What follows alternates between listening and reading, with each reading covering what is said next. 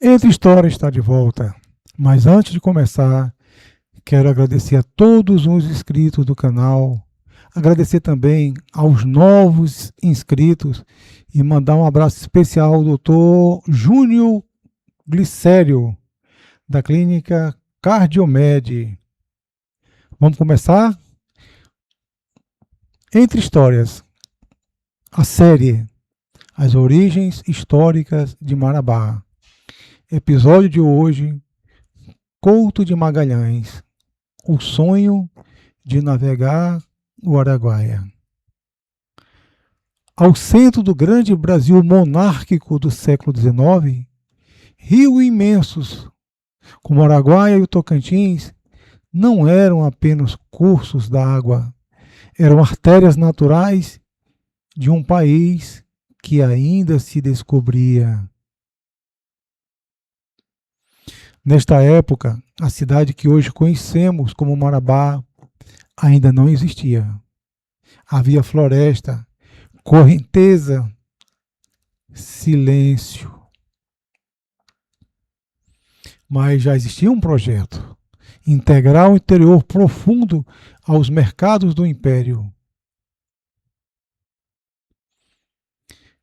Entre os homens que pensavam esse Brasil estava José Vieira Couto de Magalhães, um administrador, um intelectual e um observador atento da natureza brasileira.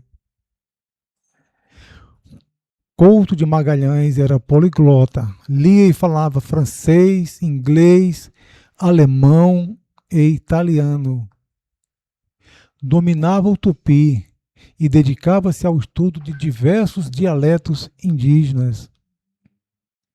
Viajante e homem de governo, ele acreditava que os grandes rios do interior poderiam se tornar estradas naturais do progresso, não apenas isoladas, mas vapores navegando regularmente, ligando Goiás ao Pará e conectando o interior ao mundo. Seu livro, Viagem ao Araguaia, não é apenas um relato de viagem, é um projeto de país escrito às margens de um rio.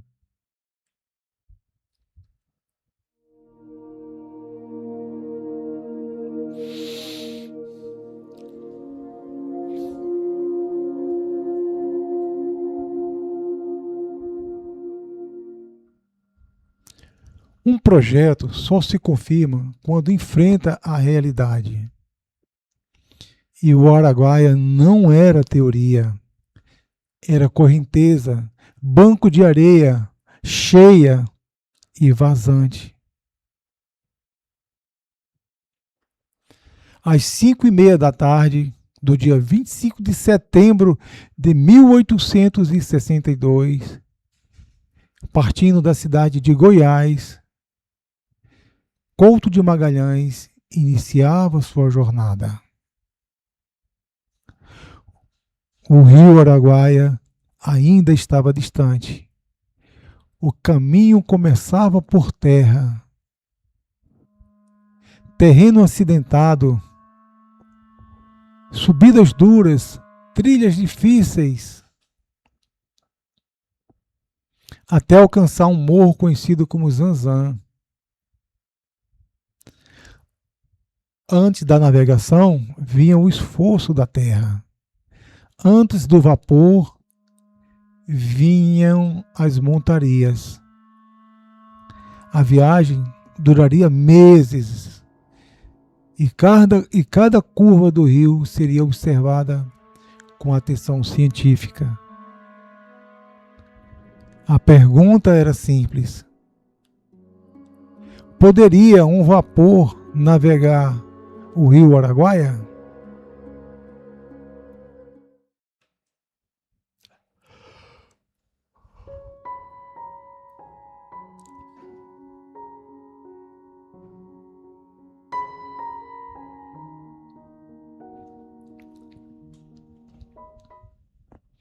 Depois de dias de viagem por terra, o rio finalmente aparece. Primeiro como um rumor distante, depois como um brilho entre as árvores, e então largura. Ali estava o Araguaia, extenso, vivo, imponente. Não era mais o traço azul de um mapa. Era correnteza real. A partir dali começava a parte decisiva da expedição.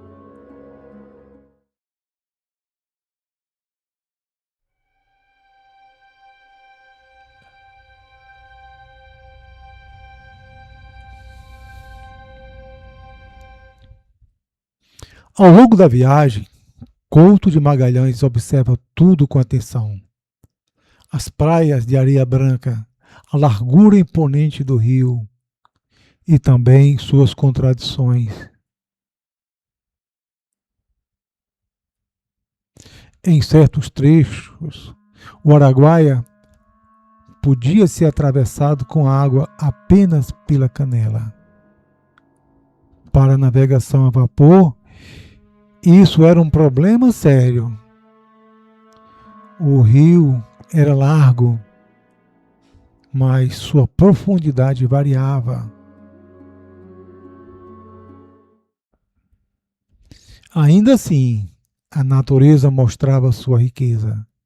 Peixes abundantes, matrinchãs, piaus, pintados, pacuaçu, tucunarés, caranhas.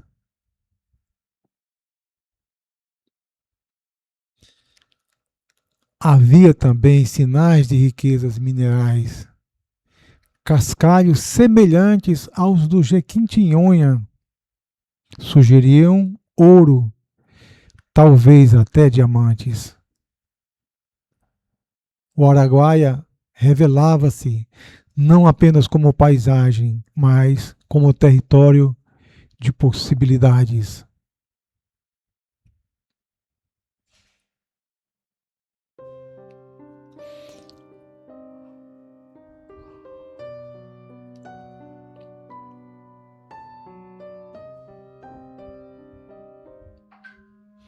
Curiosamente, apesar das muitas viagens feitas pelo Araguaia, quase nada se conhecia de suas margens. Os remadores evitavam as matas. Havia um medo profundo da floresta. Por isso navegavam próximo às praias abertas. Ali encontravam lenha, caça e segurança. As florestas permaneciam silenciosas, quase intocadas.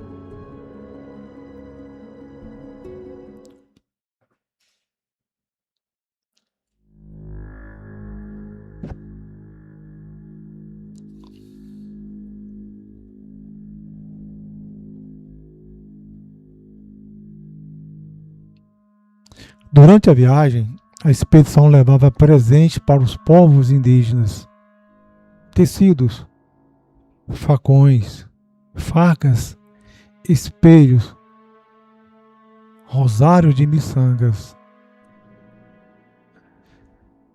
As mulheres demonstraram encantamento especial pelos espelhos. As crianças recebiam colares e pulseiras. A curiosidade era mútua. Um episódio curioso ocorreu com um dos oficiais da expedição. Seus grandes bigodes chamaram tanta atenção que vários indígenas passaram a puxá-los, tentando descobrir se eram verdadeiros.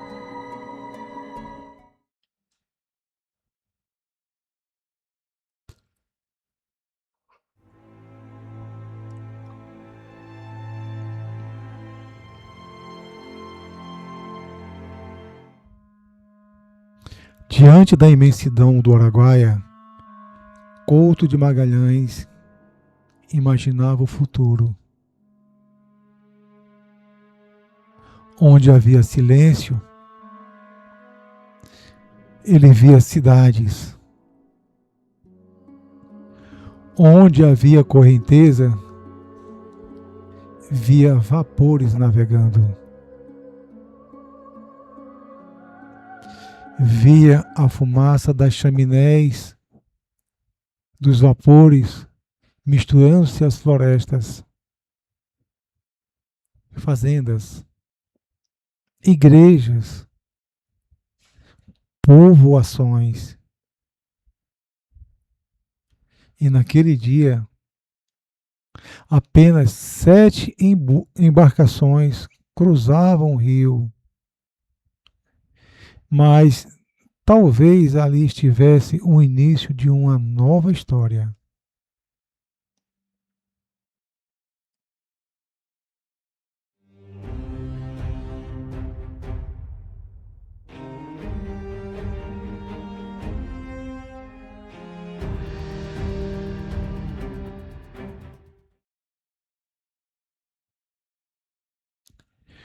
No dia 15 de novembro, a expedição iniciou a subida do rio.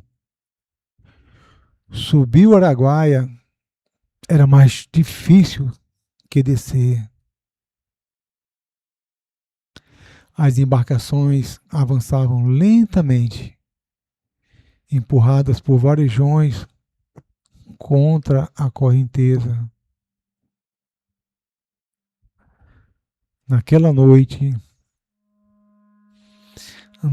noite, uma tempestade surpreendeu a expedição. A chuva desabou sobre o acampamento. A barraca mal armada não resistiu. Apesar do desastre, a cena terminou em risadas. E em mais uma lembrança da dura vida nas expedições.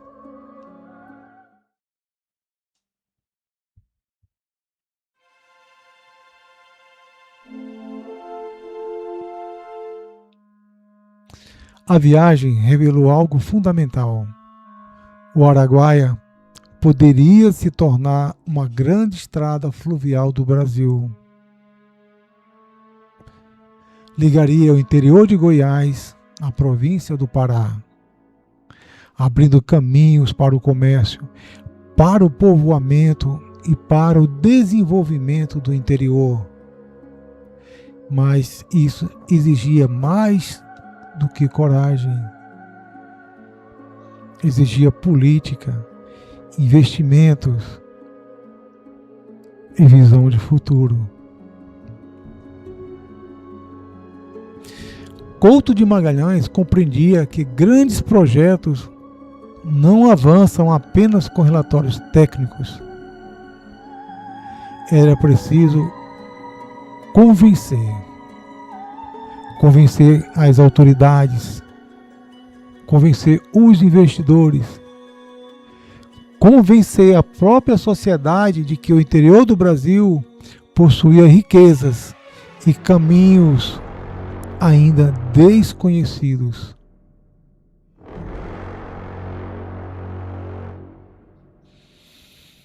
Ao escrever sua obra Viagem ao Araguaia, ele não estava apenas registrando uma jornada. Estava construindo um argumento. Estava mostrando que o Araguaia poderia se tornar uma grande via de integração do país. Décadas depois, a presença humana nas margens do Araguaia e do Tocantins cresceria lentamente. Povoados surgiriam, rotas comerciais se consolidariam e novas cidades apareceriam no mapa. entre elas São João do Araguaia, que então era um presídio militar administrativo, e mais tarde Marabá. Cidades que nasceriam exatamente onde rios se encontram, onde caminhos se cruzam e onde o futuro começa a ser imaginado.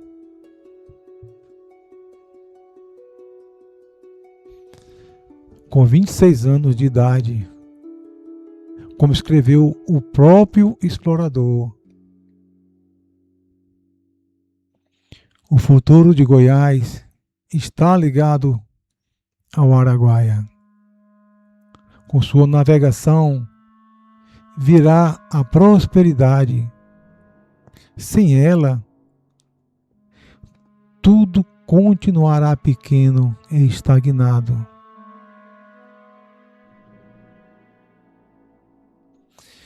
Assim terminou aquela viagem de 1862. Mas a história do Araguaia estava apenas começando.